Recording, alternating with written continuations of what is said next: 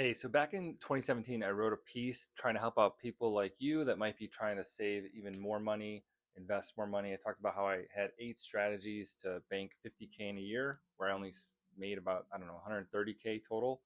So I'm gonna share secrets that I've gotten from books like this, Secrets of the Millionaire Mind. And I want to focus in on spending categories that people have within their control, regardless of kind of your income. And these are the basically, I would consider the four big spending categories that anyone can optimize to kind of, really revitalize their financial well-being, and take it in terms of not penny pinching or coupon clipping, but actually making huge movements towards financial freedom, financial independence, early retirement, all of that good stuff. So, four different categories.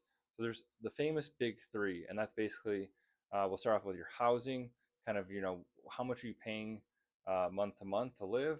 I know when I first started off, I was living in a smaller studio, and I was way below means in terms of, I could afford, and that's a dangerous word, right? I could afford much bigger and a nicer place, but I chose to live a little bit more to that minimalist lifestyle, and that allowed me to bank automatically an extra, certain money towards my financial future.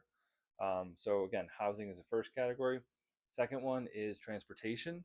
So I think about this a lot, where people will lease or buy sort of luxury vehicles, or they'll own, two, three cars for a family, or four cars. And so that's the other big category, transportation. For me, I opted to move closer to work. I actually got rid of the car I was using, and I would basically walk or use public transit. And the longer weekends or the road trips I did, I would basically rent. Back in the day, I think it was, I can't remember the name of the place now, but Zipcar or Turo, I think it's called now. These places that, you could rent a car, and my overall annual expenses for the year was way lower, and I guess healthier, right? Because I'm walking around a lot more. It's not as convenient, but again, building wealth at an early age rapidly is not convenient, right? So these were the actual things I would take. So again, housing, transportation. Third one is basically food and beverage, everything you can think about for like dining out. Nowadays, I think a lot of people are just, door dashing every night, what have you.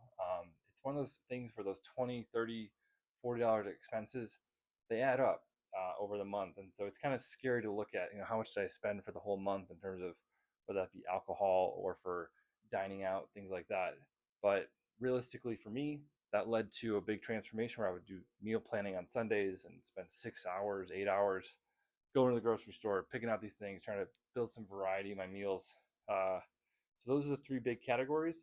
The fourth one, again, from kind of books like this, really understanding is kind of how much money am I spending on taxes.